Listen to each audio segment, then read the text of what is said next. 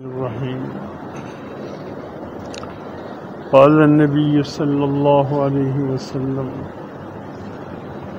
إن في الجسد مضغة إذا صلحت صلح الجسد كله وإذا فسدت فسدت الجسد كله ألا وهي القلب ألا وهي القلب ألا وهي القلب. میرے محترم دوستو، انبیاء علیہ السلام کا میدان محنت کا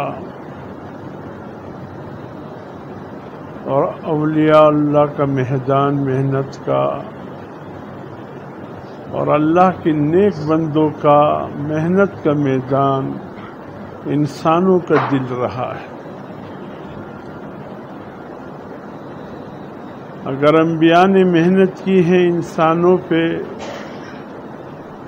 تو خصوصی محنت دل پہ ہوا ہے۔ اگر اللہ کے اولیاء اولو العزم جتنی بھی ہستیاں گزری ہے ان سب کی میدان محنت کا وہ دل رہا ہے۔ اس لیے بدن کے اعضاء میں دل ہی کو یہ خاص مقام حاصل ہے۔ اگر دل صحیح ہو تو اعضاء صحیح رہتے ہیں، اگر دل بگڑ جائے تو اعضاء بگڑ جاتے ہیں۔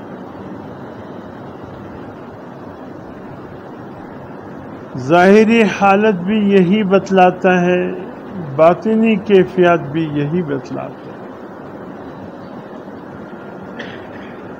دنیا کے ظاہری ڈاکٹروں سے پوچھو، وہ بھی یہی کہتے ہیں کہ انسان کے بدن کا بادشاہ دل ہے۔ انبیاء بھی یہی کہتے ہیں کہ انسان کے بدن کا بادشاہ دل ہے۔ اولیاء اور بڑے بڑے زعماء امت وہ سب کے سب یہی کہتے ہیں کہ دل ہی بادشاہ ہے۔ کسی ڈاکٹر سے پوچھئے، ڈاکٹر صاحب اگر انسان کے ہاتھ کام چھوڑ جائے زندہ رہتا ہے؟ تو ڈاکٹر صاحب کہتا ہے جی ہاں، اگر دونوں ہاتھ بیکار ہو تب بھی زندہ رہتا ہے۔ ڈاکٹر صاحب اگر دونوں پاؤں بیکار ہو جائے، فرمایا تب بھی زندہ رہتا ہے۔ فرمایا اگر دونوں آنکھیں دیکھنا چھوڑ دے، بینائی ختم ہو جائے، فرمایا پھر بھی زندہ رہتا ہے۔ کہا اگر زبان بولنا چھوڑ دے اور کان سننا چھوڑ دے، کہا کہ پھر بھی زندہ رہتا ہے۔ اگر دماغی کیفیت تبدیل ہو جائے، دیوانہ بن جائے، بچے اس کے پیچھے بھاگتے نظر آئے، فرمایا پھر بھی زندہ رہتا ہے۔ فرمایا اگر دل میں تھوڑا سا فرق آئے، فرمایا نہیں، یہ زندہ رہ نہیں سکتا۔ وہی بس پمٹ یو 2 سیکنڈ چراوج رساوئی کیا مڑو دئی کہ اچھا ہوا، بس 1 2 3 5 سیکنڈ کی بات ہے، 1 2 منٹ کی بات آپ نے پہنچایا۔ چلو سہولتیں تو سرجری کے میدان میں کافی آ گئی۔ وہ بڑے آپریشن سے بچنے کے لیے فی الوقت وہ پلاسٹی والا آپریشن آ گیا، فوراً اس کے ذریعے آپریشن کر کے اس مریض کو کور کر لیا جاتا ہے، اور پھر ساتھ میں ڈاکٹر کہتے ہیں بس دخدائے پار، بس لے اس سے مریض، تمہارا مریض مر چکا تھا، آپ نے بس یہ 1 2 منٹ 3 منٹ کی بات ہے پہنچا دیا، بس ہم نے بھی فوراً اسٹینٹ ڈال دیا۔ اب اتنا ہے کہ وہ جو زیادہ بنتا اس نے کام شروع کر دیا۔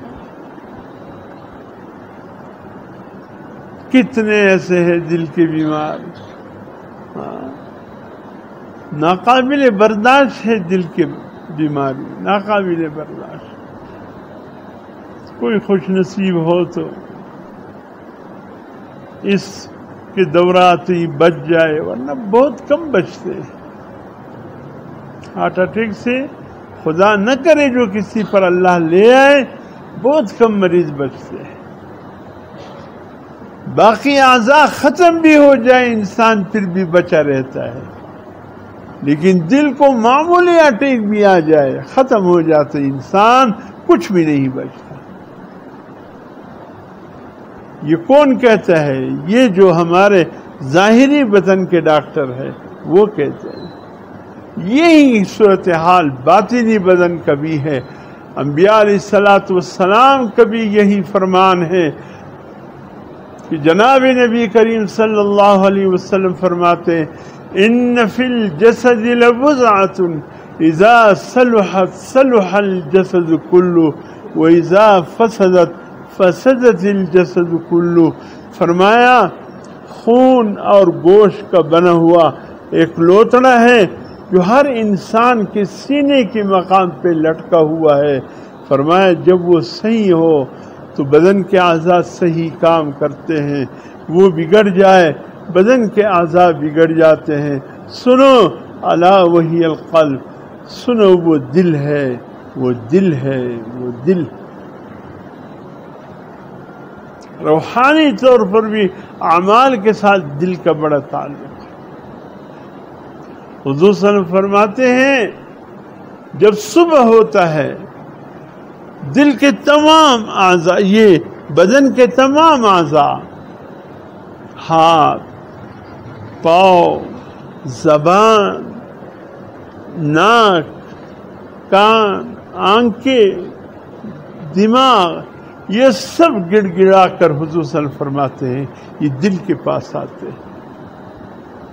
ہر صبح جب یہ انسان بیدار ہوتا ہے بدن کے تمام اعضاء دل کے پاس آتے ہیں، منت کرتے ہیں، سماجت کرتے ہیں ہمارے حوالے سے اللہ سے ڈر، اگر تو صحیح چلا ہم صحیح رہیں گے، اگر تو بگڑ گیا ہم بگڑ جائیں گے۔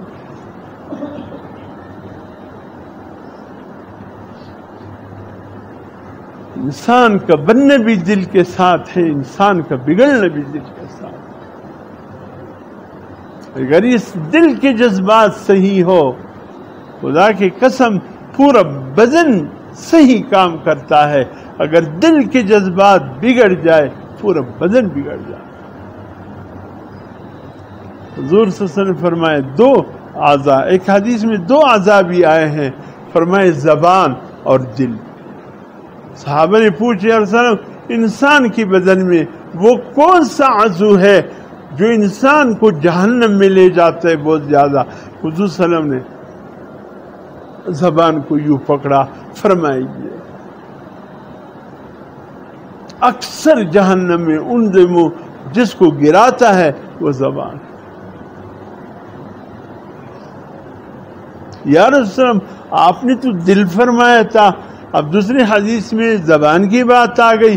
فرمایا اصل میں بات یہ ہے کہ زبان ہی دل کی ترجمان ہے، دل تو نہیں بول سکتا ہے نا، کیا اس میں سوچے آ رہے، کیا فکرے آ رہے، کیا تصورات جم رہے، کیا جذبات بن رہے، یہ تو دل تو سینے کے اندر محفوظ ہے، بول نہیں سکتا،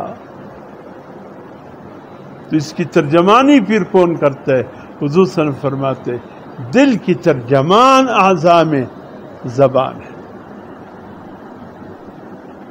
اب حکومت جب حکومت کرتے تو ایک بندے کو اپنے ترجمان رکھنا ہے، کیا منصوبے بن گئے، کیا بننے والے، کیا کر رہا ہوں، کیا نہیں کر رہا ہوں، وہ ترجمان وضاحت کرتے ہیں۔ اب پوری حکومت مشینری تو نہیں بول سکتی ہے، ایک بندہ وضاحت کرے گا، تو بدن کے تمام اعضاء کی وضاحت کرنے والا عضو وہ زبان ہے۔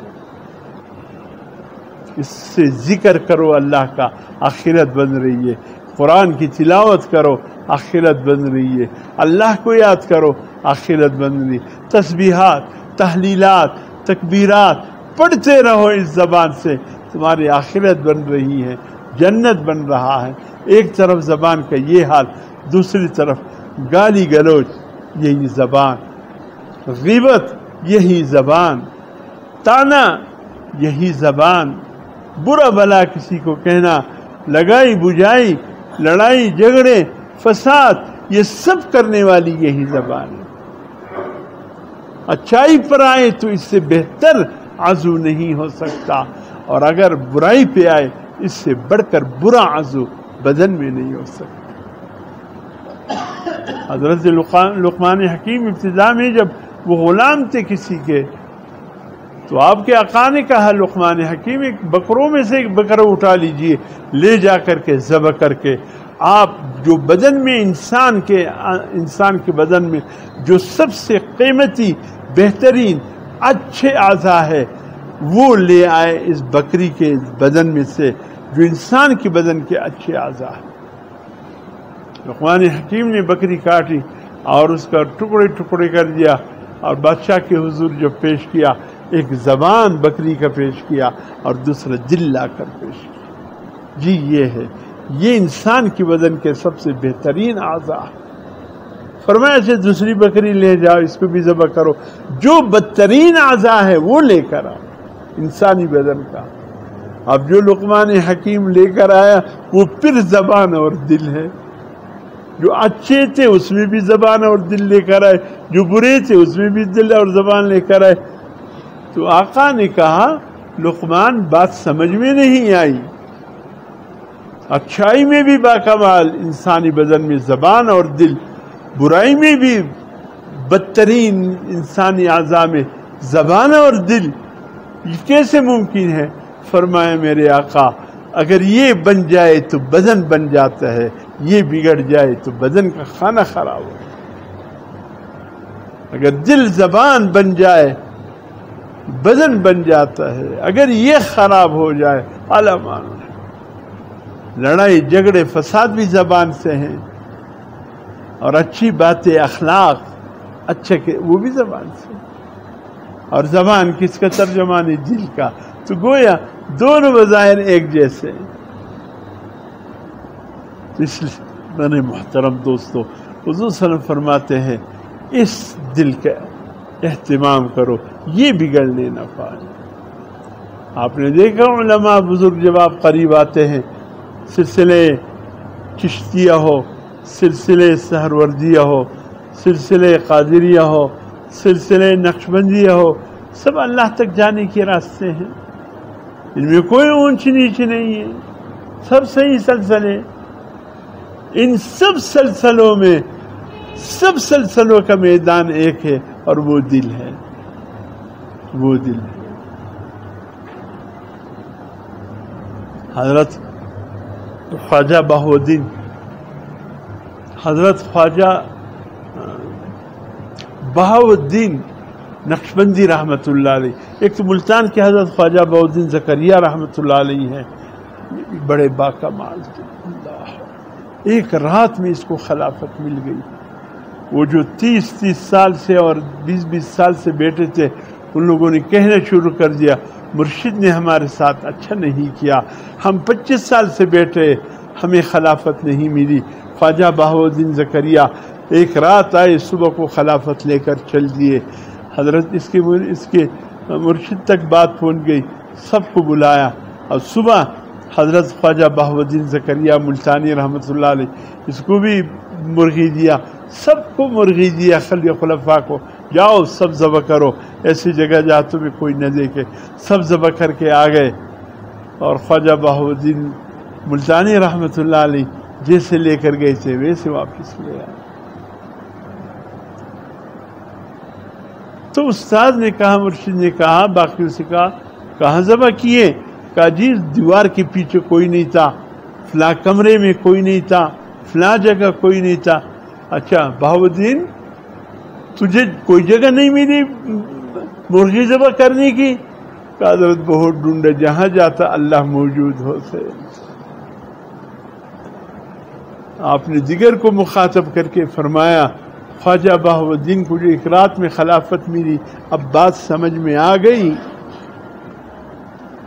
کتنے بن کر آئے تھے، صرف اس کے نوک جوک برابر کرنے تھے، باقی بنا ہوا تھا، صرف ماچس کی چنی لگانا تھا، باقی بن کر آیا ہوا تھا۔ اللہ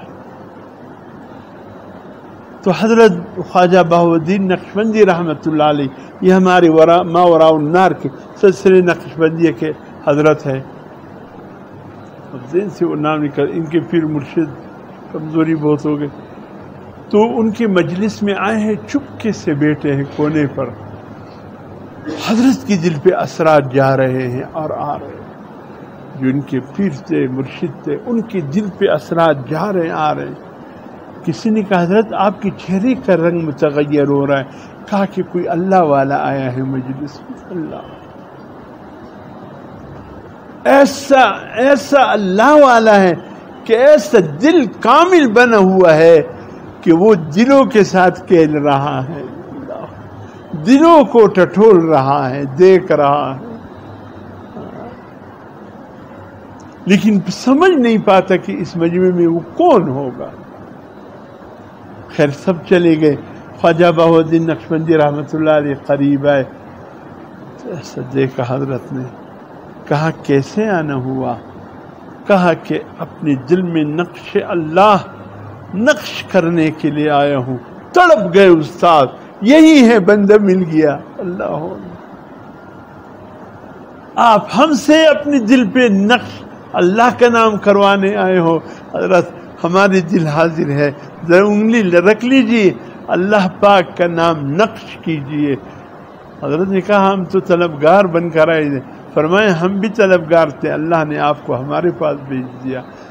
وہ جو آئے تھے خریدنے وہ خود اس کو خرید لیا جس کی خریدار بن کر آئے تھے، وہ جس کو پیر بنانے آئے تھے اس کو مرید بنا کر چلے گئے۔ تو اس کے بعد سے حضرت کا یہ طریقہ جاری ہے، نقش بند، اللہ کا نام دل میں بند کر دیتے، اللہ کا نام بنا کر دل میں بند کرتے۔ یہ خواجہ بہاؤالدین نقشبندی رحمۃ اللہ علیہ کے ایک سلسلہ چلا آ رہا ہے، لیکن ہے سب سلسلے اللہ تک پہنچنے کے۔ ہمارے سلسلے قادریہ، سروردیہ اور نقشبندیہ، اس کی جد امجد حضرت سیدنا صدیق اکبر رضی اللہ تعالیٰ عنہ، اور سلسلے جو دیگر ولایت کی جتنی سلسلے حضرت قادریہ کے یعنی سروردیہ، چشتیہ اور نقشبندیہ کے جد امجد حضرت صدیق اکبر ہیں، اور سلسلے قادریہ کے جد امجد حضرت علی رضی اللہ تعالیٰ عنہ ہیں۔ بس یہاں تھوڑا صحابہ میں فرق ہے، باقی سب وضو سم تک پہنچتے ہیں بنانے کے لیے۔ یہ سب حضرات دل کی بنانے کے ماہر تھے۔ صدیق اکبر نے بہت کچھ وضو سم سے لیا، حضرت علی رضی اللہ تعالیٰ عنہ نے بھی بہت کچھ وضو سم سے لیا، اور یہی اللہ کے بندوں تک منتقل کرتے چلے گئے۔ اس لیے میرے دوستو دل پر توجہ رکھے، یہ بگڑ نہ جائے، یہ نظام حیات بگڑ جائے گا، اس کو صحیح رکھے۔ اللہ پاک ہمارے سب کی دلوں کو باکمال بنائے، اللہ اس کی حفاظت فرمائے، ہر قسم کے تغلظات سے، بری باتوں سے اللہ اس دل کی حفاظت فرمائے۔ خدا کرے ہم اللہ تک اس دل کو اس طرح لے جائے جیسے قلب سلیم ہوتا ہے، قلب سلیم ہوتا ہے، جو کہ اللہ بھی دلوں کا سوداگر ہے۔ فرمایا جو صحیح دل لے کر آئے گا ہم کچھ دیں گے، اگر دل صحیح نہیں لے کر آؤ گے معاملہ بگڑ جائے گا۔ اللہ ہمارے دل کو قلب سلیم بنا دے۔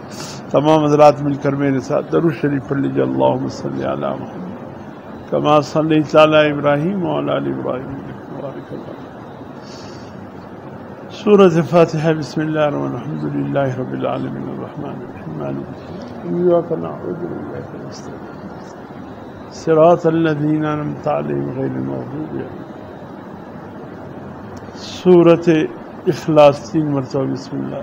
قل هو اللہ احد اللہ الصمد، قل هو اللہ احد اللہ الصمد لم یلد ولم یولد، قل هو اللہ احد اللہ الصمد لم یلد ولم یولد، سورة ألم نشرح. بسم الله ألم نشرح لك صدرك ووضعنا عنك وزرك الذي فإن مع العسر يسرا إن مع العسر يسرا. الحمد لله رب العالمين الرحمن الرحيم. صل على محمد. اللهم يا قاضي الحاجات يا قاضي الحاجات يا قاضي الحاجات. اللهم يا كافي المهمات يا كافي المهمات يا كافي. اللهم يا دافع البليات يا دافع البليات. اللهم يا شافي الأمراض يا شافي الأمراض يا شافي. اللهم يا مجيب الدعوات يا مجيب الدعوات. اللهم يا رفيع الدرجات يا رفيع. اللهم يا أرحم الراحمين يا رحمن. اللهم صل على. حسبنا الله ونعم الوكيل. حسبنا الله. اللهم صل. والله ذو فضل على المؤمنين والله ذو فضل على المؤمنين. اللهم صل. إنا لله وإنا إليه راجعون. اللهم صل. کچھ دیر کے لیے مراقب ہو جائے. آنکھیں بند کیجیے. زبان سے کچھ نہ کہے. سانس کو روٹین کے مطابق چلنے دے. دل پہ توجہ رکھے. آپ کا دل دھڑک رہا ہے. یہ دھڑکن کر رہا ہے اللہ اللہ اللہ. یہی دل بننے کا سب سے بہترین طریقہ ہے. آپ کسی کام میں مصروف ہوتے ہیں, دل اللہ کے ذکر میں مصروف ہوتا ہے. 10 بکار دل بیار. ہاتھ کام میں مصروف ہے اور ہاتھ اپنی یار کے ذکر میں مصروف ہے. اللہ کچھ وقت نکال لیے کرے ذکر قلبی کے لیے. اللہ اللہ.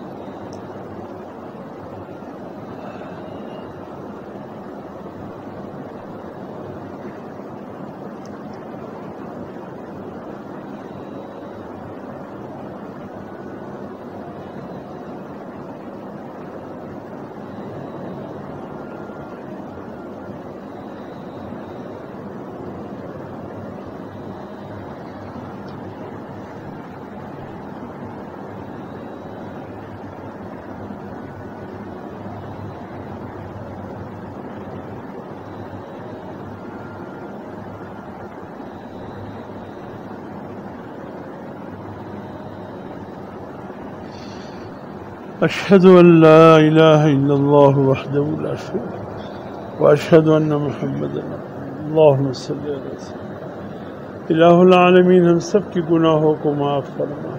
صغیر کبیر گناہوں کو معاف فرما. جان بوجھ کر ہوئے ہو انجانے میں ہوئے مولا تمام کوتاہی تقصیروں کو معاف فرما. اپنی محبت کا ذرا نصیب فرما دے.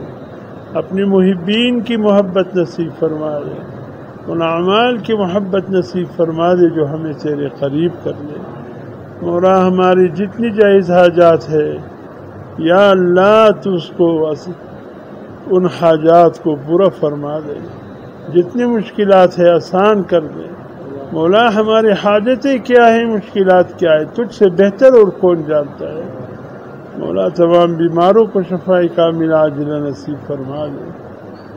الہ العالمین تمام مرحومین کی مغفرت عطا فرما دے. الہ العالمین کرم رحم عافیت خیر کا معاملہ فرما دے. اللہم ارنا الحق حقا وارزقنا اتباعہ وارنا الباطل باطلا. صلی اللہ علیہ وسلم. جزاکم اللہ خیرا.